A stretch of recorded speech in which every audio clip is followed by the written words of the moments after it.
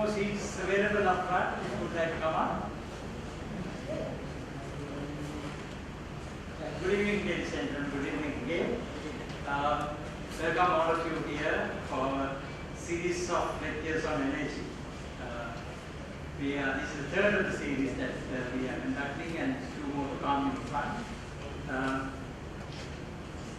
The main idea behind this series of lectures is that we must appreciate energy is our business, everybody's business. It is not limited to experts or the people who are controlling the respective resources or the systems, but it is all of our.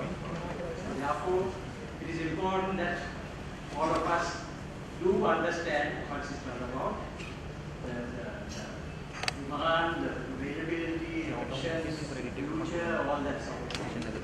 Therefore, we decided that we should adopt energy as one of the themes for our current year's program of the Mechanical Engineering Section Committee of the Iesl. But having said that, it is, like I started saying, it is not a engineer's business.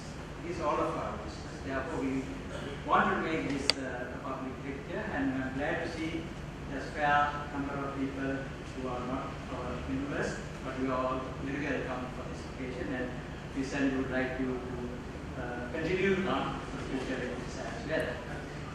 We have had two earlier lectures.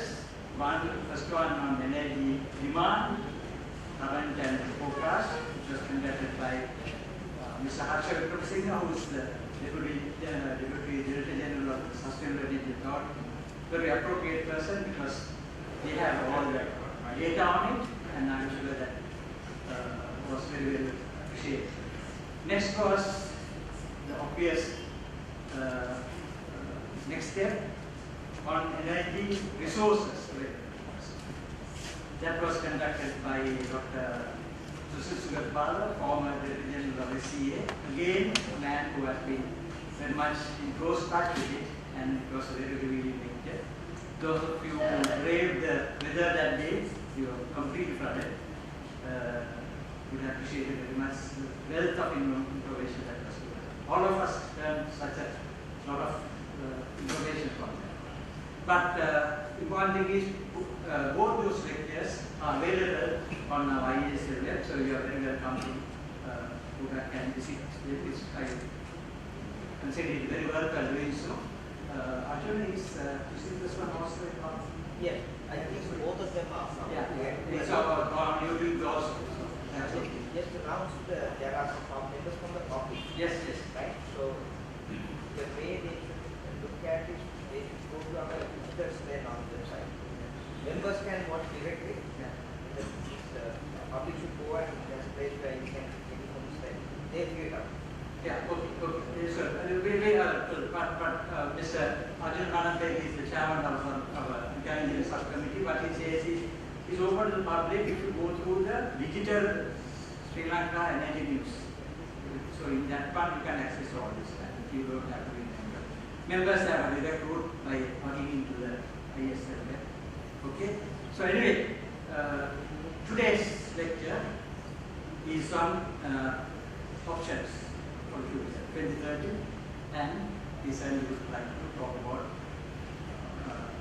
renewable energy, because if you, like I said, if you came for last lecture, you would have realized nature has endowed Sri Lanka. We are so fortunate to have such an enormous amount of indigenous energy, and which by luck or otherwise happens to be all renewable too. So therefore, it is not something that we are going to find out of thin air. It is something based on very much on what is available. The nature having given us that amount of resources doesn't seem to have given us either the courage or the capacity to make use of it. That is why we are talking about even now today in this age, we are talking about coal.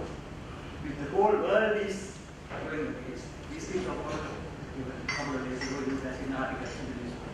But of course you would have seen articles today by my friend why you should go that way. But anyhow, today's lecture will be on renewable energy. show that, okay, at least by 2030, it's not very long far off, we do have that option. I'm sure we have the right man to do that one. Mr. Asoka Abeygunawardhane is the CEO of the Energy Forum. I'm wondering how to introduce Asoka. He's an electrical engineer from Pakistan. He has been very closely associated with the energy sector, having formed the Energy Forum and also being associated with the Ministry of Power and Energy. Then later on with the Ministry of Science and Technology, Science and Research. And also he is the present head of the SEMA, Strategic Enterprise Group. And also he is a consultant for areas of this thing. So therefore, I would say we have picked the right man. We are lucky in this all these sectors. We have really got the people who have the very close knowledge of what on the subject they are talking about. You would have seen also on the TV on a variety of subjects, as well as many articles that we have written to the newspapers on this, particularly in the energy sector. And our options, this is the most important. Therefore, I would like to listen carefully what he has to say. And most importantly, we would like to have a very lively discussion of what he says. Agree, disagree, or your own opinions, you see, but just about we have to. So we must get ready to do that. And I would like to say that it is not the job of engineers or the hotels or it's job for all of us. We have, as citizens of this country, we are the stakeholders. And as consumers, I think we should be, for the heat, we should be calling the tune, which is not controlling our country. We are the last to be talked in the past when people decide on energy policies and all that. We are the last to know that cannot happen. We must continue to change so that we have our say early enough so that the country does not make the kind of mistake we know has to be done. So, one request, kindly put your telephones on silent mode as courtesy to our lecturer. And please welcome Mr. Asoka Abeygunawardhane.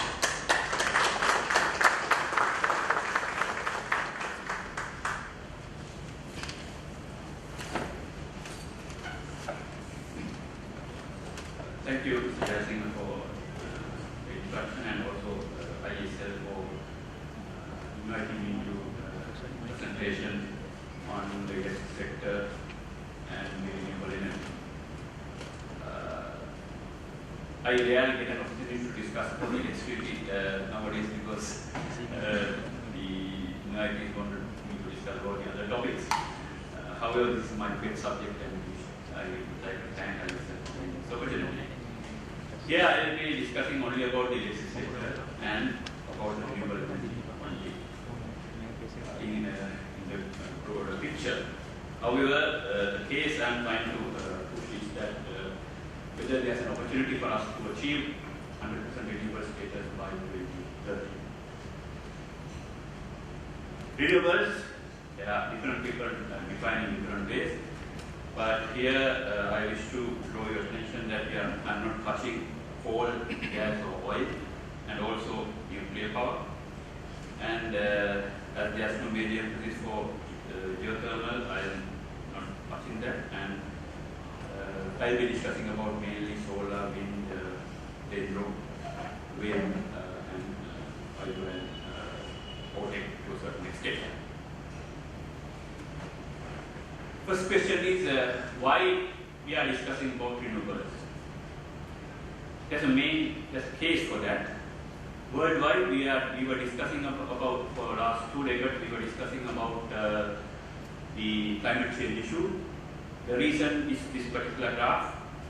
We have witnessed that in the recent past, the annual carbon emissions or the greenhouse gas emissions are increasing at rapid rates. So that was the main reason for us to discuss about renewables. So far, against the pre-industrial levels, the atmospheric carbon dioxide concentration has been increased by about 50%, more or less, and the average temperature has increased by about a degree right now. And the already committed power plants and other machinery, it's more or less fixed that we will be reaching 1.6 degrees centigrade increase. So for the future, the climate change negotiation and the climate negotiations, if we are to tap the fossil fuel reserves, if we are to consume that, burn that fully, then the global average temperature will be increasing at by about 10 degrees. And the discussion is to limit it to 2 degrees centigrade. There we discuss about a carbon budget. In 2011, the scientists said that we have provision only to emit 1,000 gigatons of carbon dioxide after 2011. But by 2014, mankind has consumed and released another 104 gigatons. So in this context, if we are to utilize all gas and oil, then we will be able to only burn about 20% of the remaining coal reserves. So the scenario is, this was discussed at the climate change negotiations. We need to reach a peak very soon. If not, we are passing that right now. So in this context, if we are to limit the global temperature increase to 1.5 degrees, then the humankind should be getting energy only from renewable energy by 2030, which is an unlikely scenario. And the next target is to achieve that target 100% renewables by 2050. If we can do that, then we will be in a position to limit the increase to 2 degrees centigrade. However, there is a possibility, probability involved in this. If we are to make sure that 60% probability, then we need to achieve this 100% renewables target within next 6 years. If we are to limit the increase to 1.5 degrees, and if it's only 30%, then we have another 17 years left. So a moderate target, if we can achieve 100% renewables by 2030, then it's likely that we can limit the increase to 1.5 degrees. But for 2 degrees, there are different probabilities. Definitely, to have a moderate target, it should be in the range of 2050. Why we need to concentrate on renewable energy for us in Sri Lanka? Well, one can argue that the material of what we are doing right now here, whether we burn fossil fuels or not, that will not have significant impact on the global climate. However, we need to understand the gravity of the issue. These are certain predictions made by scientists, which says that, well, if the carbon dioxide concentration in the atmosphere is to reach about 700 and stabilize at 700 ppm, then in Sri Lanka, the average temperature in the upcountry and in the northern part of Sri Lanka will increase more than 3 degrees, and the yellow part is about 2 to 3 range, and the balance is about over 2.5 degrees centigrade. So the first map, which is an indication that what's going to happen in the future. The second one is related to the rainfall. Dry zone, we will be witnessing less precipitation, and as a result, the dry zone will be getting drier, and the dark blue part is the area where we will be having 20 to 40% increase in rainfall in Sri Lanka. So that covers the Colombo, Kampaha and Puttalam areas. The other areas, it's likely in the range of less than 20% increase. Sea level rise, our economy, most part of it based in the coastal zone, so that will have significant impact on our the livelihood of the fisheries community, the tourism industry, all will get suffered, and the floods and landslides will happen as shown in the last slide.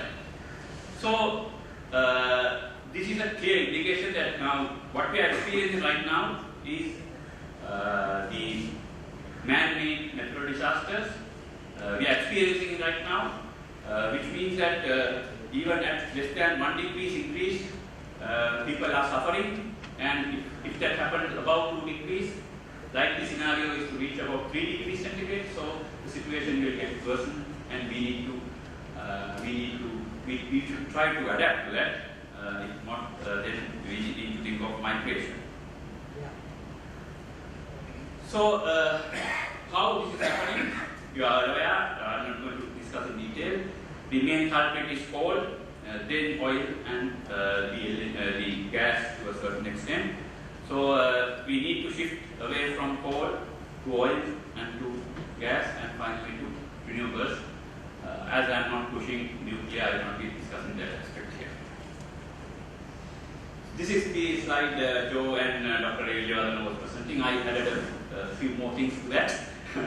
Well, this human civilization has reached a level of an era where we are planning to have fossil fuel based future. So we were thinking of having a future like this. However, we realized that we cannot use fossil fuels anymore. So how we are going to replace that? Can we replace that with renewables? At least to cater to this demand, if not increase.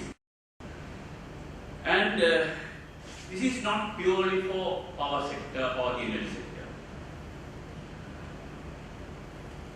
There is likely to happen a shift in era. We are thinking of having a new paradigm. So we are at the end of an era which was based on fossil fuels, based on scientific approach of reductionism. Now we have come to the end of that era, and we are thinking of an holistic approach. Centralized, we had centralized program. Now we are discussing about the distributed programs, not only in the power sector but in economy as well. Profit-oriented development. Now we are discussing about satisfaction. Fossil fuels. Instead of that, now we have to shift to renewables. Chemical agriculture to nature farming. Motorized transport sector to IT, public transport and non-motorized sector. And large industries are now converted to hotel industries. So things are happening. In all sectors, you can see that there's a change, a shift in paradigm is happening right now.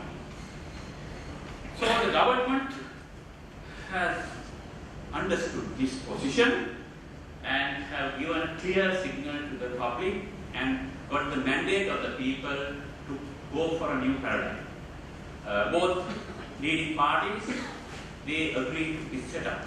So now we are discussing about a green era or renewable energy era, or you call it whatever you wish. However, there is no response from the Ceylon electricity board in the power sector, and also in the other sectors, government entities are not seriously considering and attending to the policy measures that have been presented and which has a mandate. I was working in the at SEMA. I was working with the President Secretariat with Toxin-Free Nation campaign, where they realized that not only similar things happening in the other sectors as well, agriculture department and other officials, they are not that positive to going for 100% chemical-free agriculture. In the power sector, situation is a little bit complicated because irrespective of whatever the government officials are saying, we can achieve that in the agricultural sector, because at the end of the day, the farmers are farming, they can get the agriculture, not the officials. But in the power sector, the situation is a little bit different, because it's up to the CEB to decide which way we are going, even though the consumers are willing to come up with their own energy technologies. If you want to connect to the grid, then we have no option unless they provide that facility. Otherwise, we need to go for off-grid.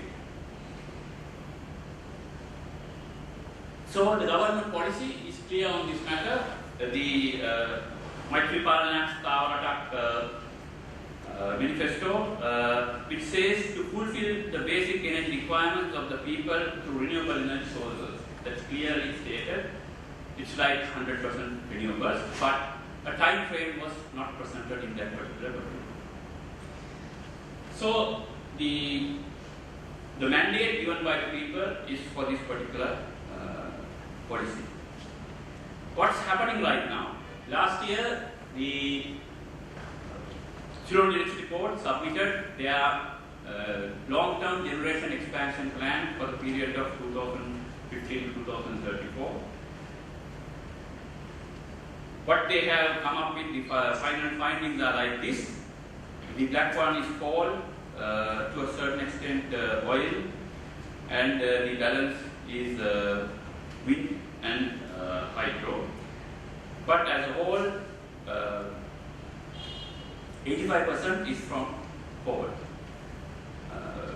By the year 2032, it's likely that we will be importing 13 million tons of coal to satisfy to cater to the demand of that particular area. The point I wanted to highlight is that they have considered certain technologies, but no renewables other than large hydro. For the optimization process, the study, they have not considered the other technologies, other renewable energy technologies other than large hydro. They have considered auto diesel, furnace oil, coal, nuclear, LNG to a certain extent, and the remaining large hydro. So, without considering the other technologies, they come up with the conclusion that the cheapest option is coal. So the policy is for 100% renewables, but the plan is for something else. That's why the government decided to reject or not to approve the plan submitted by the Sri Lanka Electricity Board. Both the Ministry of Power and Renewable Energy and the Public Utilities Commission did not agree to that, highlighting that it's not in line with the government policy. When I discussed that matter with few of the policy planners there, in the planning planners at the CEB, they said that we don't mind whatever stated in the manifesto, we can do what we wish. So that's the situation right now. They are bound to do it, but they are not adhering to the decisions made by the government. So more and more coal power plants, 3,300 megawatts of coal during the next 15 years. And I must say, it's not going to happen. After that.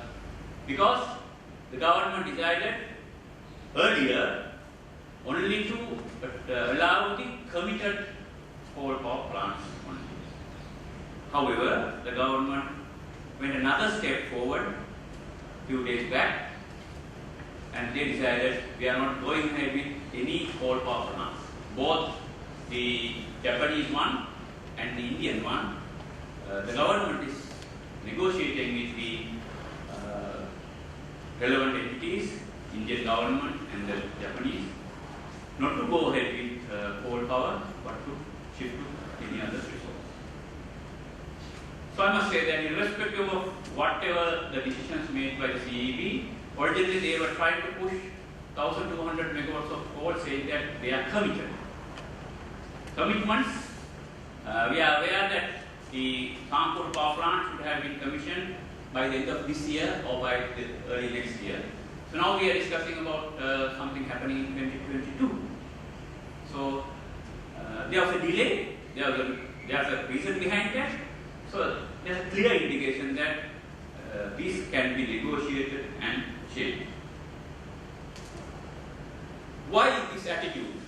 I think there's a valid reason for that. At present, the developing world believe that where the developed world has developed mainly through fossil fuels, they should shift to the other resources, other renewable resources, and allow the developing world to use coal and other fossil fuels. That's the general understanding. That is what's happening right now. Since 1990, we can see that Annex 1 countries is the developed countries, the non-Annex 1 countries is the developing world. You can see that more or less the fossil fuel infrastructure in the developed world is not expanding. It's more or less static. And the fossil fuel infrastructure in the developing world is expanding. However, what should have happened is that the developed world should have reduced their carbon emissions and shift to other resources. And for the developed world, at least to maintain what is there right now,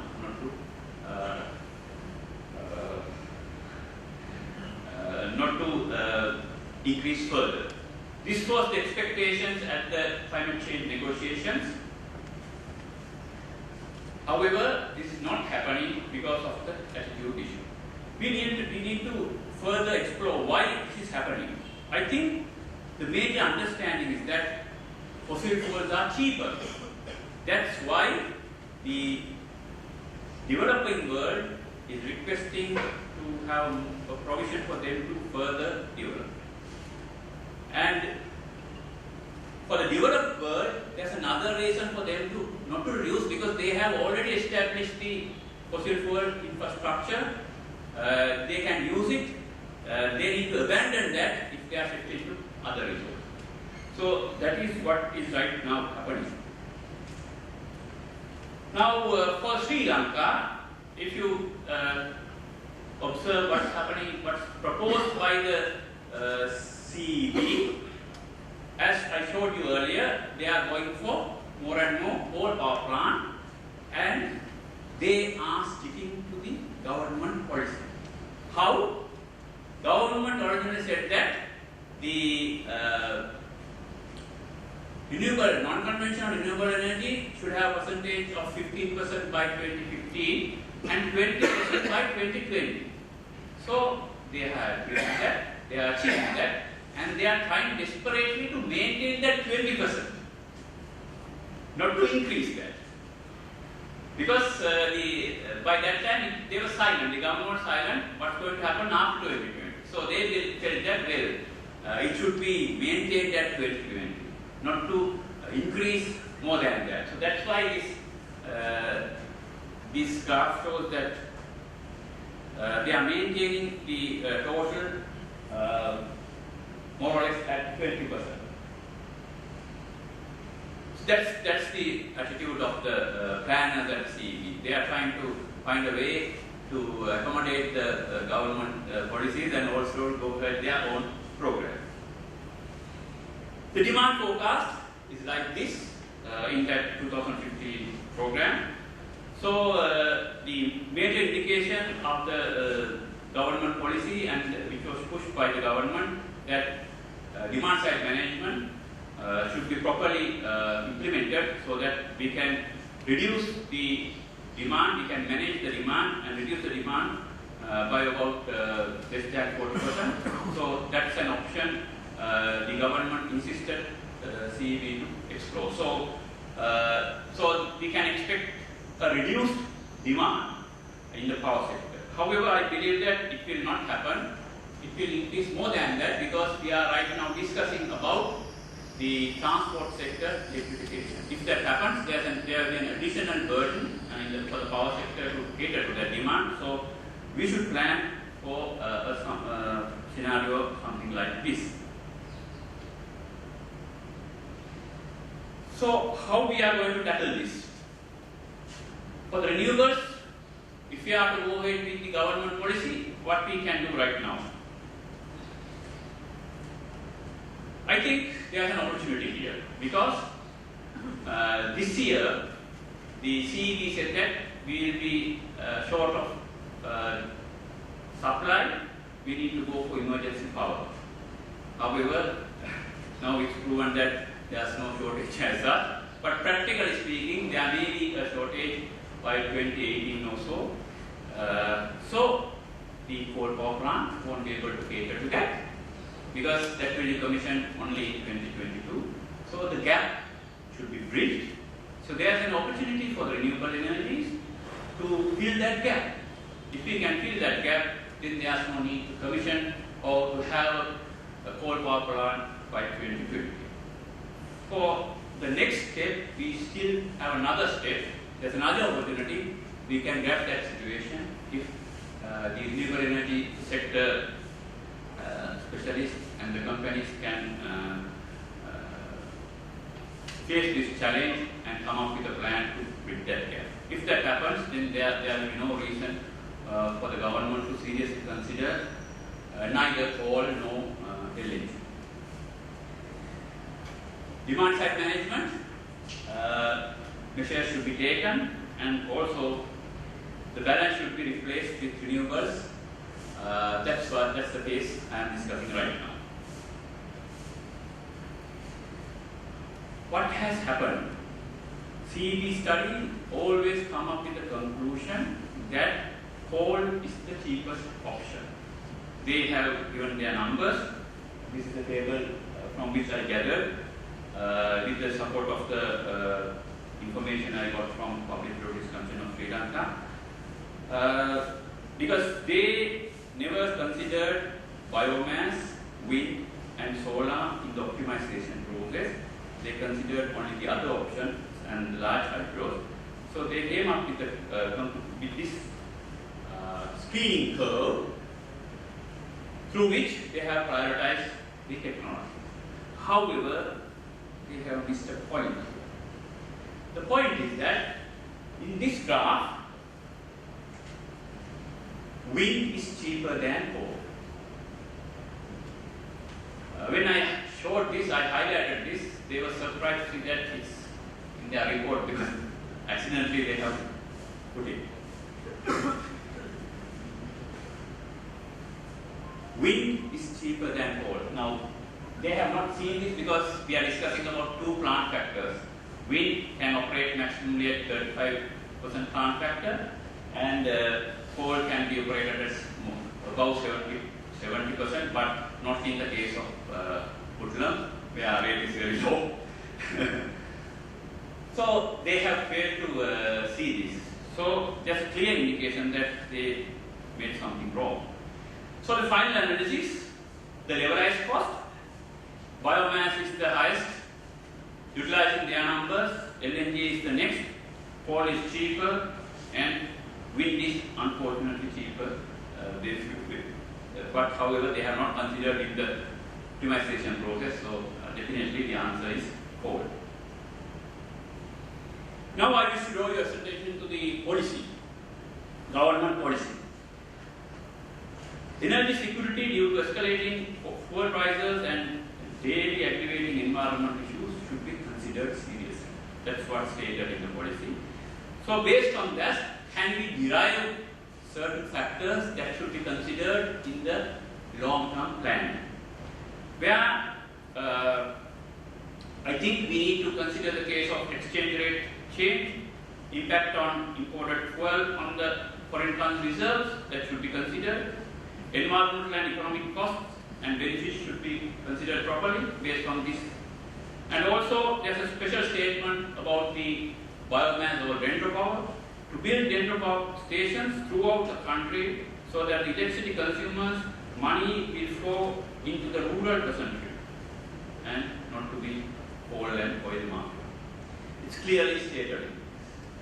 So how we internalize this social benefit in the long-term economic planning process.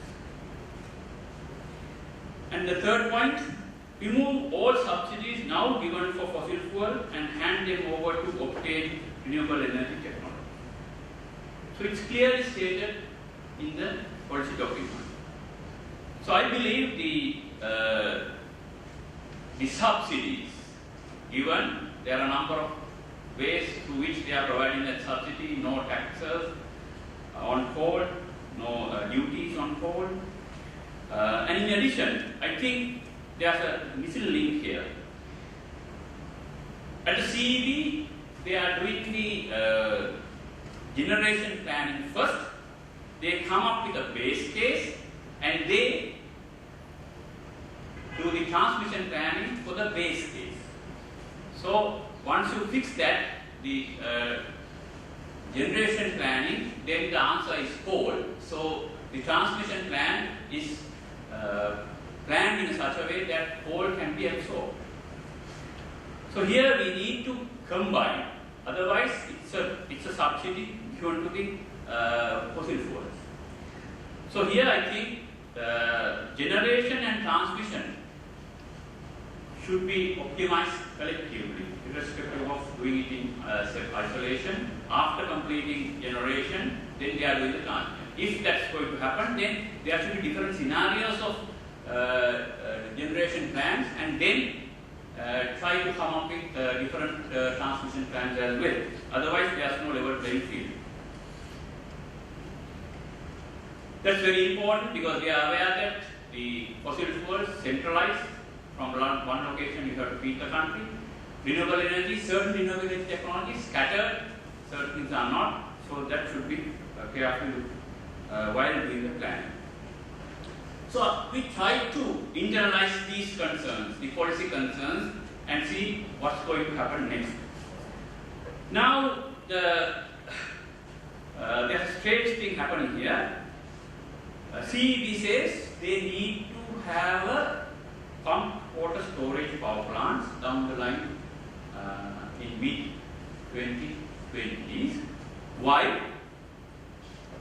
To inject coal to the system uninterrupted during the night day. That's the reason. While having pump storage, then they can generate more power, which will reduce the unit cost. So if they are doing so, then that portion of capital cost should be embedded in the study. So coal, we need to go for that. LNG does not need that. That's a spinning. And that applies to wind and solar as well, because we need to have storage systems. So to have a fair understanding, investment on storage should be added on top of what was having earlier as investment for the coal, wind and solar. Then I assumed, this study was done in 2015, latter part of it. During that time, we assumed that the solar capital cost will be reduced in the future. So we assumed a 30% reduction. Investment on transmission line, that will apply to coal, LNG, wind, and not to biomass and solar, because it's scattered in nature. We are aware that wind is renewable, but it's concentrated. So we need to address that point as well. How we internalize the benefits. Now, it's clearly stated in the manifesto that the money we pay for electricity will reach the rural farmers in the territory. So that means that we do not need to go for an additional development program. So assuming that fact, we used a 10% reduction of capital. Otherwise, it should be there should be an additional investment for the government to uplift the living conditions of that particular area. Fossil fuel cost escalation, it is not considered in the plan, citing that it's fluctuating and difficult to predict. Difficult to predict and assuming it's zero are two different things. What they have done is they have assumed the growth as zero. So to have a fair understanding on that, it's important. But the true picture will be something different. I'll discuss that later on. Economic cost factor, well, whether we are depending on foreign imported technology or fuel, or we are purchasing fuel locally. So there we consider the economic cost factor, which is the typical cost factor that will apply to biomass, not to the others. Discount rate. Now I have used two different rates. Discount rate for coal and LNG at 10% and the others at 6%. You may wonder why we propose this. Because the government clearly says that they will be tapping concessionary lending for renewables available worldwide. So that will give a favorable condition for the renewables and not for fossil fuel. We are aware that even at standard rates, it's very difficult to find money for coal in the current setup. So definitely we can consider this. If government has a plan to tap those concessionary lending, then that will be an advantage to the renewable energy technology. Exchange rate, it's increasing rapidly. We assume a 1% increase annual for the imported fuels. Transmission and distribution losses, less for scattered technologies, but high for central technologies like coal, LNG, and wind. And the external costs, CEB failed to provide a satisfactory answer to the numbers they have used. So we have considered the standard rates in the worldwide for that purpose. And based on that, what would be the final outcome? Levelized cost. Coal is in the range of, this is considering the lifetime of the power plant, in the range of 27 rupees. LNG, less expensive, in the range of 24.5. Solar, at the current means few days back prices, 23 rupees. Solar assuming 30% cost reduction, less than 20. Biomass somewhere in the range of 17, and wind with storage 15.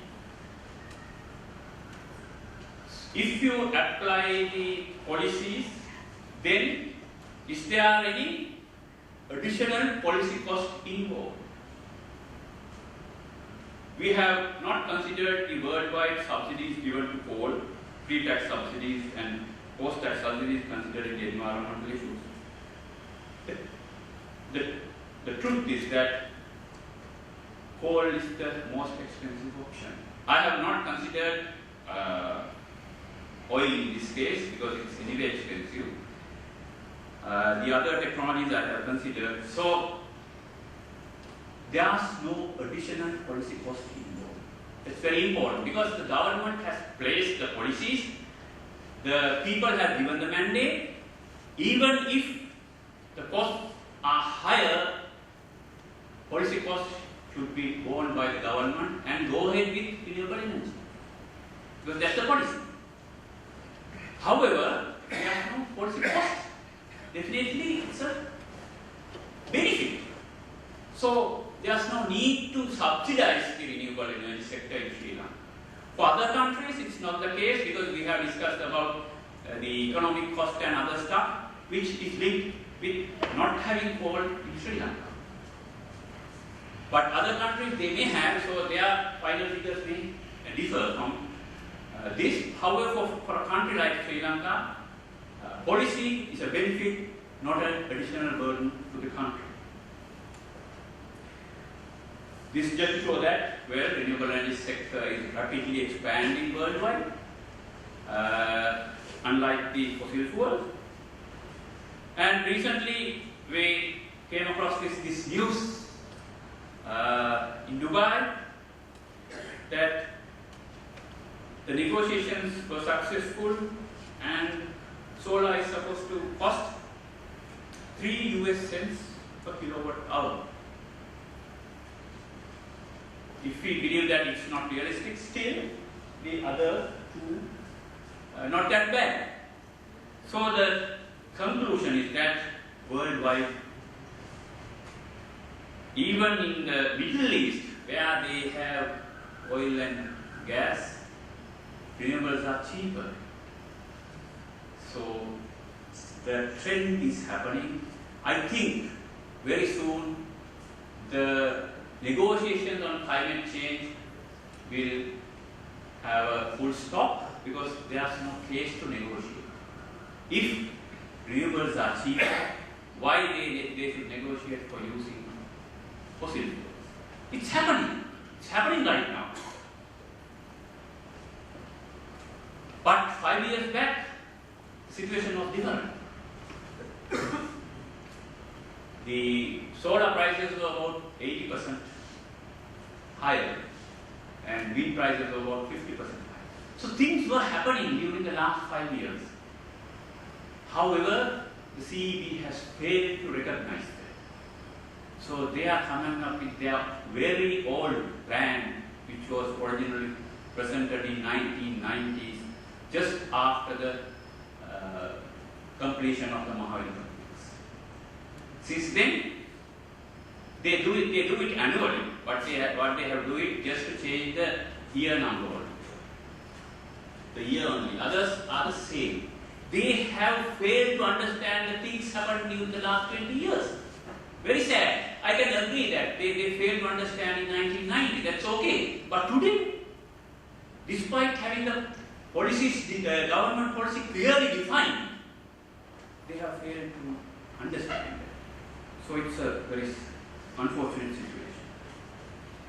Then the second question is regarding the potential. Do we have adequate potential for us to cater to the increasing demand of the people?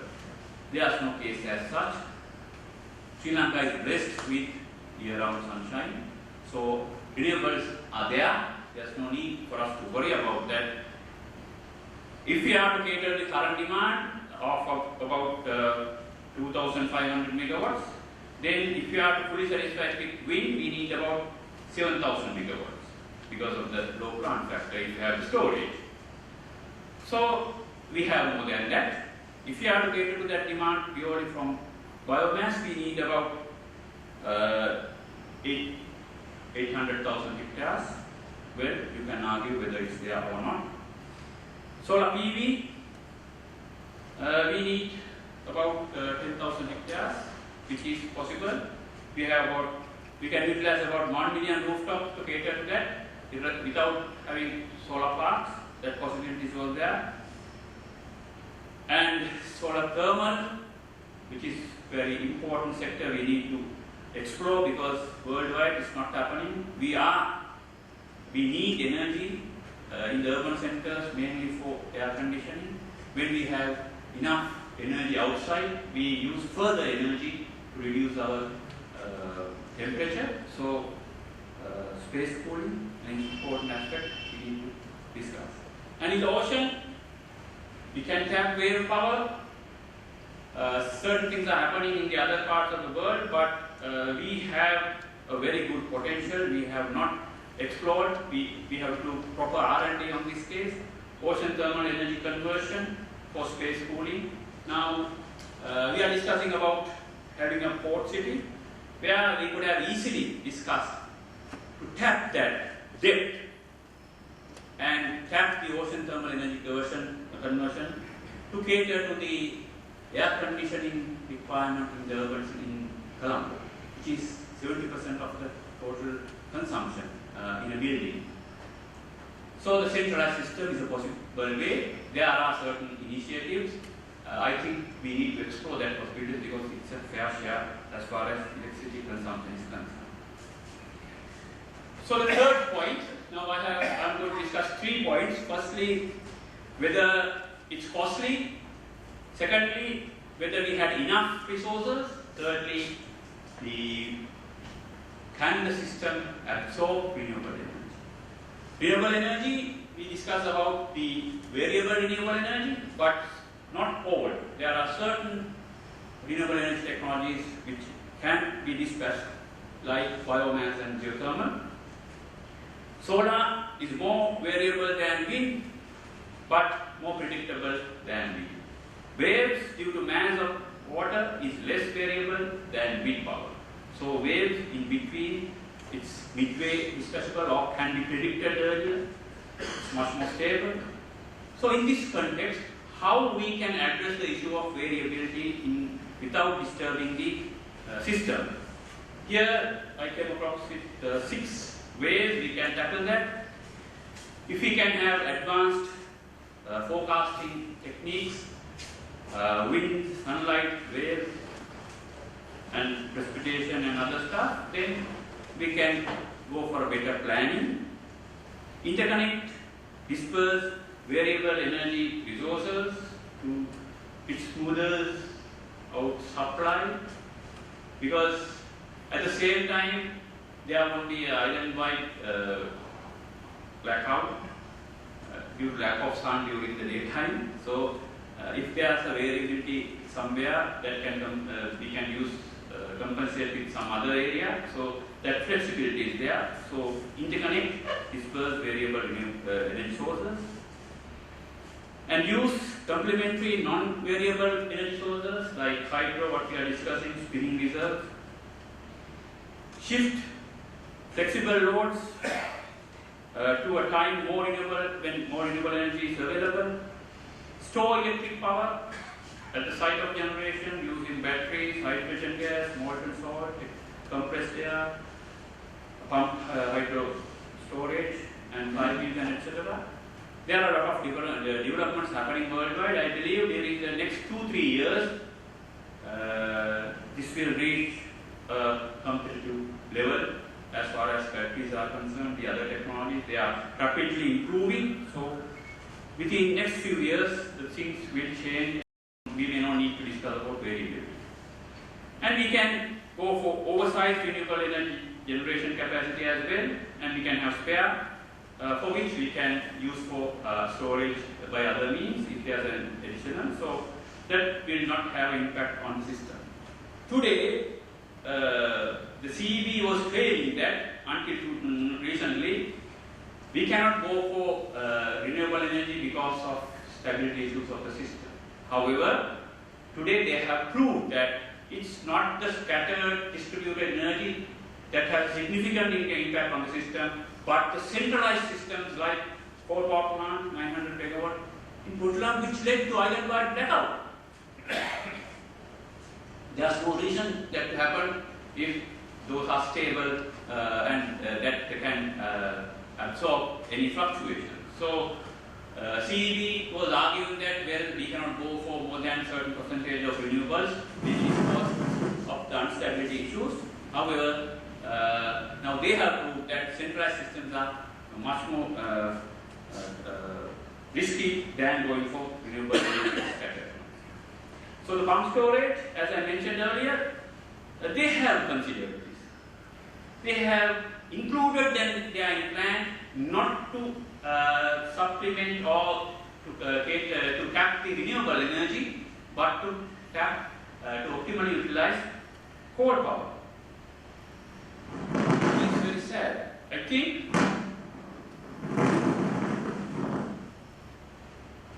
think they are doing it intentionally because they are not accounting that cost to coal, but just utilize that there's a pump storage power plant. So, as I mentioned earlier, this can be seriously considered for renewables as well. They have recognized certain locations for pump storage power plants. Some other studies indicated that we can go for about 3,000 megawatts of pump storage if necessary. So, now they have come up with the conclusion that, well, we can have pump storage power plants, so why not we tap that for stabilizing the renewable energy as well. So I have another case to present for in defense of biomass, which is one of my favorite areas.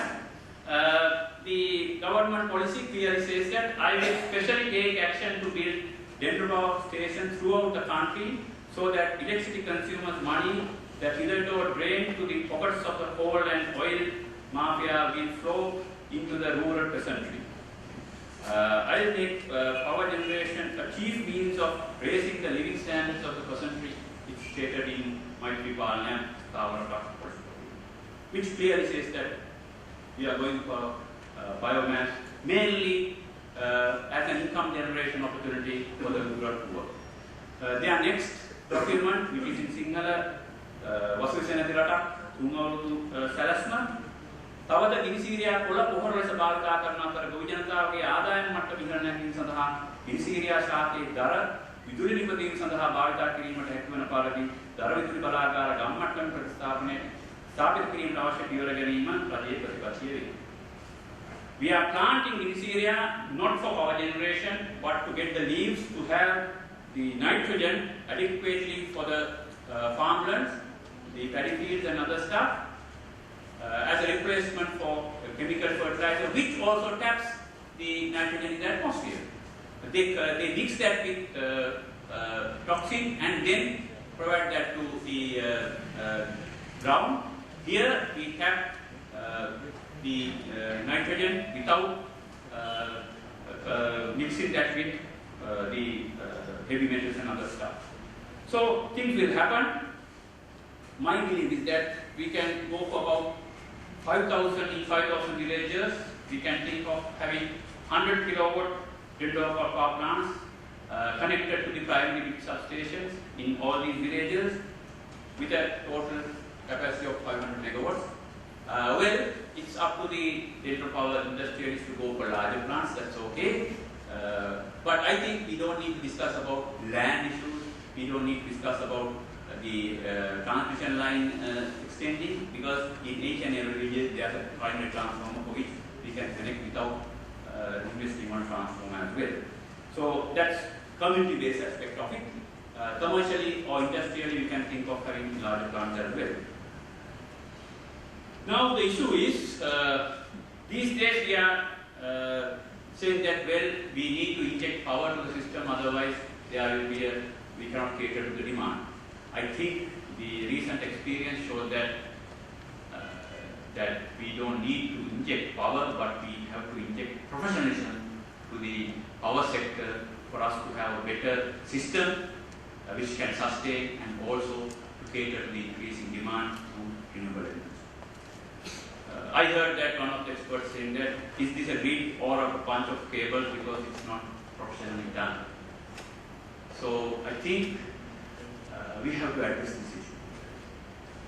We are aware that in the power sector we had giants who were very qualified and professional, who come up with innovative solutions. Unfortunately, these days the giants claim that, well, coal can supplement renewables and not LNG. These things I cannot believe how professionals say so, because the persons who are saying those things, they are well aware that this is not the truth. The core issue why CEB is not willing to support renewables and support the government policy which is mandated by the people. I think the major reason is nothing to do with coal or renewables, but to deal with ownership. Because I feel that the electricity sector, all trade unions are keen that this should not be privatized. This should be kept government owned as long as possible. So with renewable energy, there's a difficulty because it's scattered. It's not viable for them to go ahead with that. So it's up to the private sector to develop. Whereas even oil, they are not promoting because that will be owned by the private sector. So I believe that's the main reason why they push for coal, nothing else, despite worldwide trends and what's happening in the political arena.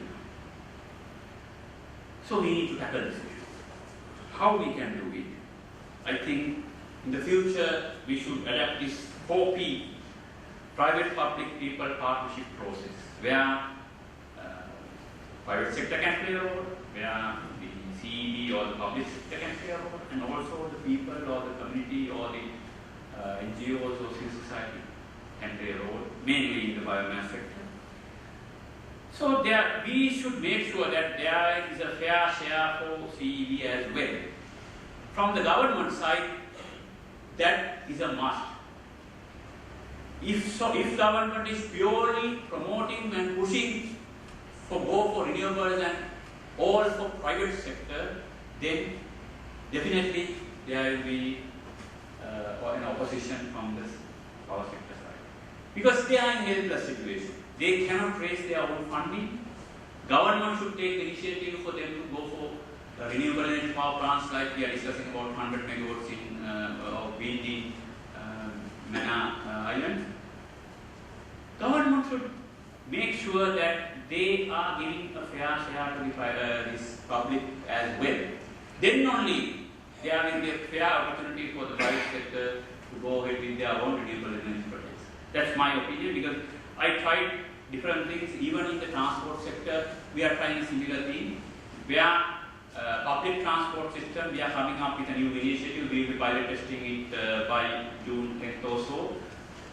Where we both the private sector and the CTB will work together, because they were definitely opposing the common timetable.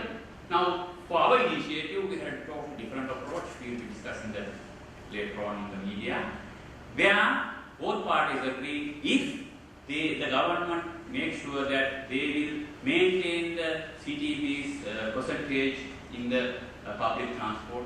If they can guarantee, they will definitely work with the private sector. So similar situation, we need to understand this mindset of the government sector officials and the employees. So we need to keep a fair share, and the government should assist financially to support it. Then we can see which is competitive. Because there are two ways of defining this. Now, for the private sector, they are efficient, but it's profit oriented. Government, public sector, it's inefficient, but not profit oriented. So the benefit of not having profit can be transferred to the consumer. So which one is cheaper? Right now, private sector is much more in the forefront, because they employ at a lesser cost, because the inefficiency in the public sector is so high, which cannot match with the private sector profits. So we need to definitely go beyond net metering. It's happening right now. The government has instructed to come up with a new formula for consumers to generate power from their surrounding rooftop or from the garden, to tap that and connect it. Then definitely we need to go beyond net metering. Net metering for net exports, there will be no payment made. It will be only bank, which cannot be utilized even at a later stage, because the demand may not increase to that extent in the future. So the people who can afford to go for higher capacities of renewable energy, they are not doing, because of the net metering system. We need to go for feed-in tariff. I propose to go for 3-tier tariff, because sometimes back the government took a decision. If we are going for feed-in tariff, it should be only flat tariff, not 3-tier. But if we are to pass that benefit to the consumer as a whole, then we need to aggressively push for 3-tier tariff. So I believe now we have questioned whether renewable energy can be catered to the increase in demand. Yes, I believe it's possible. Financially it's possible. Technically it's possible.